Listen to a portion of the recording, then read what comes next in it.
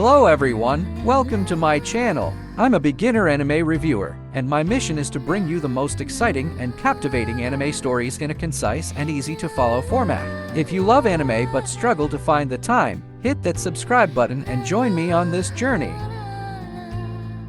The story is set during the Prohibition era in the United States in a city called Lourdes, where the mafia dominates everything. They have amassed great wealth through the bootlegging business, and the law has become powerless in their presence. The protagonist of the story is a man named Angelo, who lives in Lourdes with his parents and younger brother. There, he befriends a close companion, Claudio.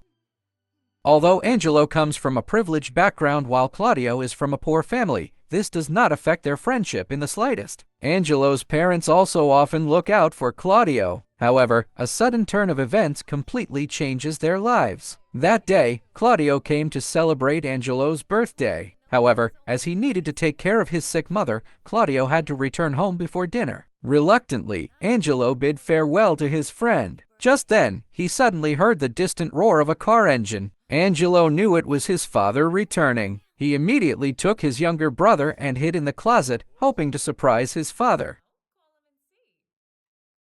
However, as soon as Angelo's father, Testa, arrived home, three men followed closely behind and barged in. After a tense confrontation, a man named Vincent suddenly pulled out a handgun. He told Testa that he had already killed the boss. Testa frowned upon hearing this, though it seemed he had anticipated something like this might happen. It turned out that Testa and these men were all members of the Lourdes Mafia. Through his investigations, Testa had discovered that Vincent was colluding with a man named Galatia, and he had even found a ledger containing evidence of their crimes.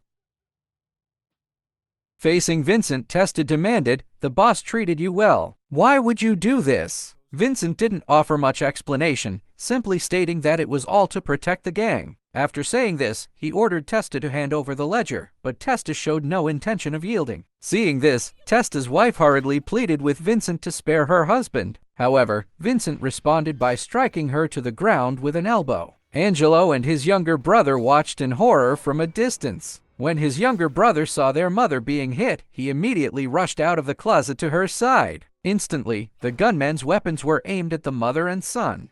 Testa knew that, given the current situation, there was likely no way out for him. He immediately drew a dagger, attempting to strike first, but his attack failed to kill Vincent, instead pushing the situation to a point of no return. The two men beside Vincent, reacting quickly, fired several shots at Testa. To prevent the truth from being exposed, Vincent then ordered the execution of the mother and son as well.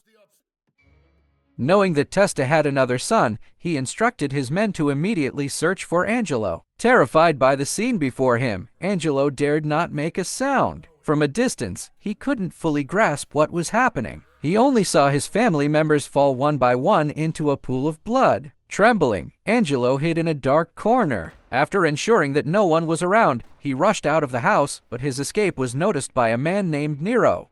However, when Nero raised his gun and aimed it at Angelo, he hesitated for a moment. By the time the gunshot rang out, Angelo had already fled far away. Angelo ran all the way to Claudio's home. After recounting his ordeal, he guiltily expressed that he shouldn't have come here to burden Claudio. But he couldn't think of anywhere else to go. After listening, Claudio gently extinguished the candle. He told Angelo to rest well and declared that from then on, they would be as close as brothers. The next morning, Angelo finally calmed down from his terror, but to avoid implicating his friend, he ultimately decided to leave Lourdes for good.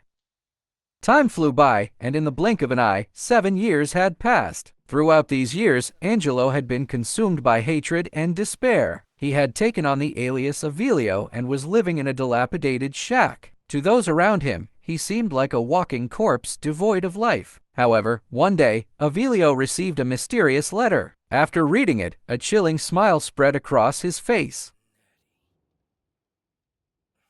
Nowadays, Lourdes is ruled by two major mafia families, the Venetti family, led by Vincent, and the Orco family, led by Orco. Vincent and Orco were once friends, so on the surface, they maintain a peaceful relationship. Angelo's old friend, Claudio, still lives in the same small house and secretly brews alcohol, running an illegal liquor business. His liquor, known for its superior quality, has gained quite a reputation in the black market. Claudio's friend, Gerald, mentioned that he knows someone from the Orco family who has taken an interest in Claudio's liquor and hopes to buy it from him. However, ever since Claudio learned of Angelo's tragic fate, he has harbored a deep hatred for the Mafia and has always refused to do business with them. One day, members of the Mafia showed up at Claudio's doorstep. They began smashing his brewing equipment, seeking revenge on the man who not only refused to cooperate but also competed with their business. Just then, Angelo suddenly appeared. He grabbed a wrench and swiftly knocked the intruder to the ground. Overjoyed to see his long-lost friend, Claudio poured Angelo a glass of liquor, and the two began a heartfelt conversation. Claudio shared that his mother had passed away the previous year, and he had turned to the illegal liquor trade to make money for his education. Upon hearing this, Angelo lit a cigarette with a practiced hand, his demeanor calm yet hardened by the years of pain and vengeance. In the end, Angelo persuaded Claudio to sell liquor to the Mafia, pleading in the name of their many years of friendship.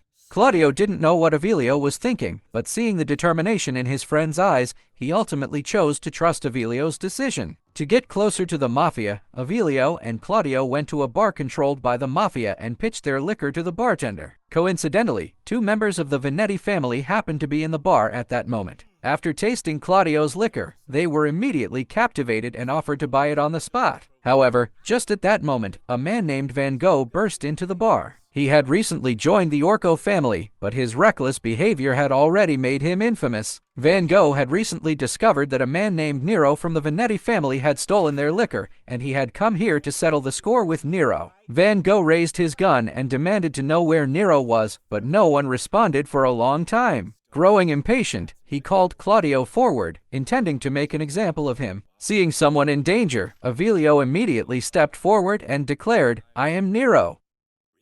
With the help of others, Claudio managed to escape. However, Van Gogh immediately grabbed his gun and began firing indiscriminately. Faced with the overwhelming firepower, Avilio quickly devised a plan to escape. He used a machine behind the bar to melt paraffin wax, then mixed the liquefied wax into bottles of liquor and threw them toward Van Gogh. Unaware of the trap, Van Gogh shot at the bottles, and in an instant, a massive explosion engulfed him in flames. Seizing the opportunity, Avilio and the others successfully escaped. After successfully escaping, everyone discussed their next steps in the car. Avilio asked if the real Nero was actually in the vehicle, only to discover that the driver was Nero himself. It turned out he had used a lifelike mask to disguise himself. With this revelation, Avilio gained the trust of the Mafia.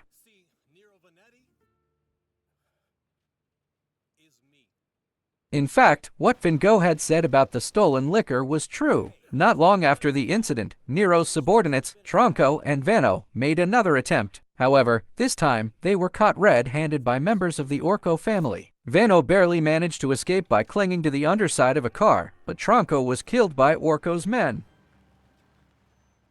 Not long after, the Venetti family held a wedding, and both Claudio and Avilio, who had crossed paths with Nero, were invited. The bride at the wedding was Fio, the daughter of Vincent, the leader of the Venetti family, while the groom was Ronaldo, the nephew of the leader of the Galassia family. The Galassia family was a powerful mafia group from Chicago, and their influence was so formidable that even the Venetti and Orco families had to tread carefully. This was why Vincent had arranged the marriage alliance, hoping to stabilize the foundation of his family. At the wedding, Avilio and Claudio encountered Nero, who, in fact, was Vincent's eldest son. Nero strongly opposed his father's decision to compromise and seek peace through such means. He believed in the principle of if you don't save yourself, heaven will abandon you, and he was determined to take a stand against this submissive approach. 3 months ago, the Orco family had seized a large portion of the Venetti family's territory, turning it into a route for their smuggling operations. Nero couldn't bear the humiliation of being bullied like this, which was why he had taken the risk of hijacking Orco's liquor. He believed that if they couldn't even protect their own land, there would be no future for the Venetti family. Outside, Nero's advisor, Barbaro, was entertaining Avilio when the groom, Ronaldo, suddenly approached. He sneered, "The leader won't even show his face at his own daughter's wedding. Is it caution or cowardice?" Vano was instantly enraged by the remark, but Barbaro calmly replied, "Perhaps it's due to health reasons that he has to limit his public appearances." At that moment, Avilio suddenly jumped out and taunted the groom, Ronaldo, drawing everyone's attention and diffusing the tension. The two nearly came to blows.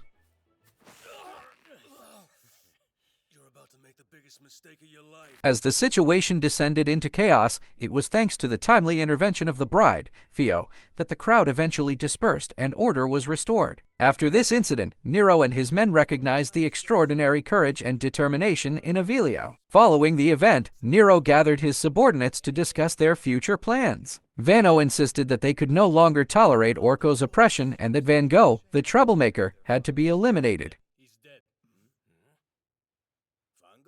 The person Nero was referring to was none other than Avilio. Vano conveyed Nero's thoughts to Avilio, explaining that Van Gogh would be meeting his lover at a certain apartment on Wednesday night. They hoped Avilio could help them eliminate Van Gogh at that time. In return, Avilio would be allowed to join the family. Despite Vano emphasizing the dangers of the mission, Avilio agreed without hesitation.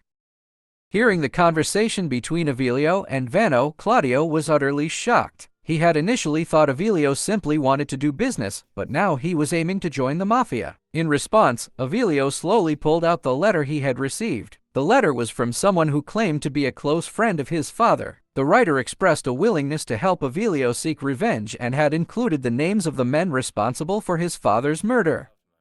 On Wednesday night, Avilio and Vano's plan was set into motion. Since Van Gogh's henchman, Serpent, was guarding the outside of the apartment, Avilio enlisted the help of Claudio's friend, Gerald, to distract Serpent by posing as a liquor salesman. Meanwhile, Avilio seized the opportunity to sneak into the apartment.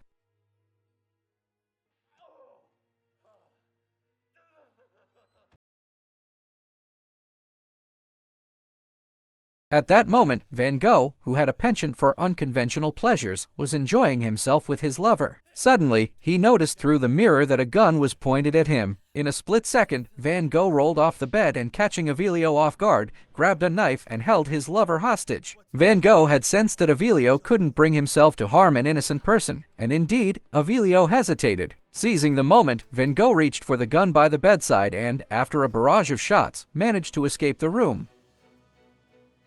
Downstairs, Serpent, hearing the gunfire, rushed over, but Vano was right behind him and knocked him out with a single blow. However, when Vano noticed the dagger in Serpent's hand, he instantly recognized it as the weapon used in the attack that night. It was highly likely that Tronco had died at Serpent's hands. As Vano stared at the dagger, his expression darkened with rage and grief. Avilio could sense what Vano was thinking and tried to dissuade him, saying that as a member of the Venetti family, killing Serpent would be unwise. However, Vano ignored the advice and immediately took Serpent to a remote cemetery. Standing before Tronco's grave, Vano prayed to God while pointing his gun at Serpent. Serpent, terrified, begged for his life, pleading with Vano to spare him and promising to leave the Orko family and start anew. But none of his desperate pleas could sway Vano, who was consumed by grief and rage.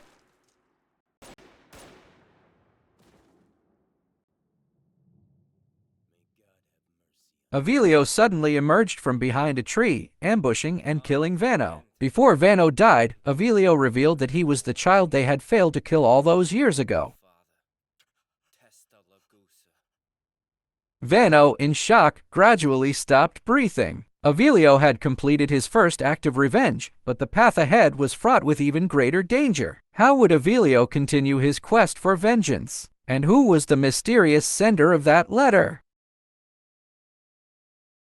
And as for the continuation of this story, let's save it for the next episode. 91 Days is an original anime that aired in 2016. The series screenwriter, Taku Kishimoto, has worked on productions like Haikyuu and Fugu Kiji, Balance, Unlimited, and this work continues his tradition of excellent storytelling as a mafia and revenge-themed series. 91 Days unfolds with a suspenseful and dark tone, with a plot that progresses layer by layer, tightly paced yet rich in detail. In terms of character development, the series avoids clichés, featuring dialogue that is straightforward and decisive, yet still full of emotional depth and internal conflict. Aside from occasional inconsistencies in the art style, the anime delivers a strong performance in other aspects. We'll delve deeper into these elements in future videos. That's all for this episode. If you enjoyed this video, feel free to leave a follow and show your support. Thank you so much for watching, and we'll see you in the next one. Bye bye!